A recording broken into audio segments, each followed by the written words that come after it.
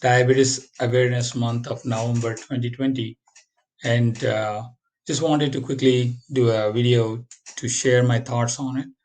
And this is a ubiquitous disease, and we, from infectious disease and wound care standpoint, face diabetes and obesity as a real root cause of most problems in healthcare of the patients that we deal with.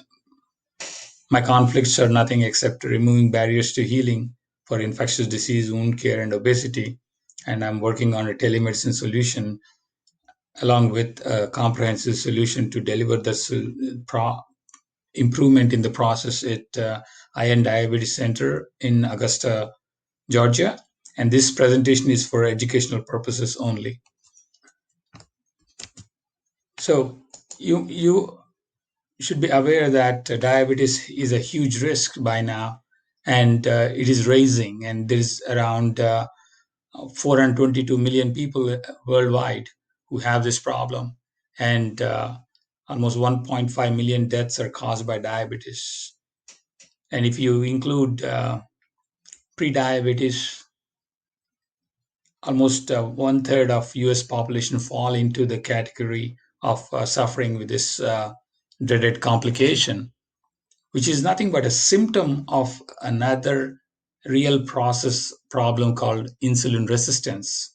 And that's a separate video by itself. But we need to understand that there are three types of diabetes: type 1, type 2, and gestational diabetes, mostly leading, if not well controlled with blood sugars, it leads to the complications of stroke, diabetes, heart disease, kidney failure, and majorly what we deal mostly with is infections and amputations of lower extremities. Risk factors mostly is unhealthy diet and overweight and physical inactivity, and obviously obesity. Not all obese patients have diabetes, but that is in the spectrum of the diseases that contribute to it. Most of the processes can be eliminated by this complication by eating healthy and avoiding weight gain and following medical advice. It's so easy to say, but so hard to do. And I do see that a lot. And we need to understand that diabetes has risen from 108 million in 1980 to 422 million in 2014. And the prevalence among adults over 18 years have risen from 4.7% in 1980 to 8.5% in 2014.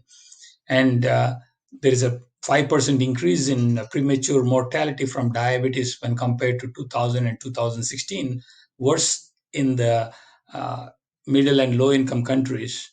And complications of diabetes include blindness, kidney failure, heart disease, stroke, and lower extremity amputation. With 2016 estimates of 1.6 million deaths caused by diabetes alone, and another 2.2 million were attributed to high sugars. And basically, almost half of all deaths are attributable to high blood glucose before the age of 70.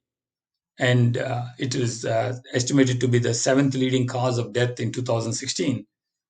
And basically, we need to figure out this problem and take ownership of this problem by avoiding diet and the lifestyle that increases fat gain. And we need to understand and differentiate that it is carbohydrates that mostly cause the weight gain, not the fat. And obviously, physical activity and regular screening for prediabetes might be a significant factor. We're told that cholesterol is bad, but at any given cholesterol level in a diabetic person are noted to have 2 to 3 times higher risk of heart attack and stroke. And a diabetic person is more likely to die of heart attack than a non-diabetic person. And 80% of diabetics die from heart disease. And the sudden death cause because of heart disease for a diabetic is same as that one who already has a heart attack. Now, I'm an infectious disease doctor, mostly deal with people who have infections. But the reason why I'm focused on diabetes and obesity is because mostly what I see in people with diabetes is a role of sugar and how it at the root cause prevents the neutrophilic action of the the the white cells that go and try to take care of infection. Sugar reduces the resistance to infection, but fasting increases it by phagocytosis. And basically, when the sugar coats the cell, then it's something called as glycation. That's what you see in people who have hemoglobin A1C that is done. So that is nothing but coating of glucose on the protein. And obviously, going a little deep, there is increased glycation of the immune cells, and that causes the problems with the immune cells not being able to work right. So carbohydrates are implicated in the enhancement of inhibition of neutrophilic phagocytosis, and obviously that is seen in tumor cells too. So cancer also is increased by high sugar intake. And of late, we know that COVID pandemic is causing a huge problem, and in people who have diabetes, have amplification of ACE2 receptors, and also reduced vascular perfusion is there, and increased fatty acids cause say are there because of insulin resistance and increased reactive oxygen species that is significant for inflammation. Obviously, there is immune dysregulation because of multiple problems of acid environment and uh, cells binding to the endothelium and certain receptors that increase in inflammation. So, why does diabetics get more complications? Is because there is it's a primary risk factor for development of pneumonia in patients who can have a virus infection. Is around 20% of the patients can have it. And also, diabetes was identified as a major contributor for disease severity for MERS, which is another coronavirus. And evidence has shown that SARS-CoV-2 had increased fatal outcomes for COVID-19 up to 50% higher in people with diabetes than who don't have diabetes. And higher prevalence of COVID infections are noted in people with diabetes in older age, along with coronary disease. Now, finally, in 2019 and 2020, American Diabetes Association is saying that reduced overall carbohydrate intake for individuals with diabetes has demonstrated the most evidence of improving glycemia. Finally, the organizations are starting to understand that carbohydrates are the real culprit, not the fat. And there's in fat too, there's different kinds of fat that can cause trouble.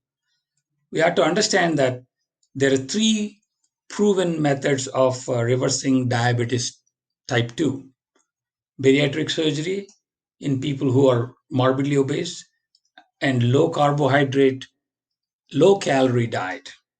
That is, low calorie diet initiated but commercially available meal replacements is proven, but also low carbohydrate ketogenic diet has significant evidence that is noted.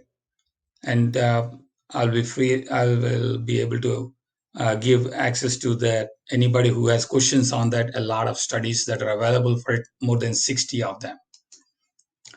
Now, the take home message is for us trying to understand that type 2 diabetes can be reversed. There's clear evidence that this is more effective by a low carbohydrate lifestyle with complete or minimal amounts of sugars, but also avoiding industrial vegetable oils.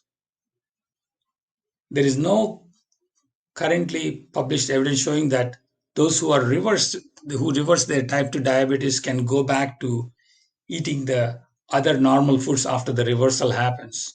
They have to possibly stick to their lifestyle that prevents them from gaining the fat that they have gained because of the lifestyle they went through. So we have to understand that it takes at least 10 years for anybody to become a diabetic. And there's a lot of times when the fat accumulation happens, like accumulating a fat in a pot of water that gets full over time with one drop at a time. So there is clear evidence that carbohydrate restriction plays a unique role in managing insulin resistance and reversing metabolic syndrome. And high touch solutions with telemedicine and remote health professional input will help guide this change for behavioral change of our patients. So we need to focus also on metabolic syndrome. And metabolic syndrome is nothing but at least three of the following with waist circumference for a woman of 40 for a woman of 35 inches or more and 40 inches for a men, and low HDL with less than 40 milligrams per deciliter for men and less than 50 milligrams per deciliter for women, and triglycerides that are higher than 150, and blood pressure that is greater than 130 over 85, and fasting blood sugar that is equal to or greater than 100. Three out of these five would be counting as metabolic syndrome. But even if they have one, they have to start thinking that there is something not right, and people have to look at insulin resistance.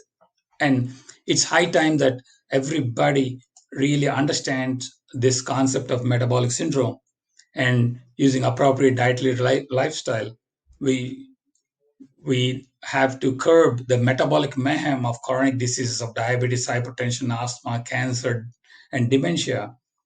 And these help reduce the complications of infections with diabetic foot ulcer and also pneumonia and outcomes for COVID-19.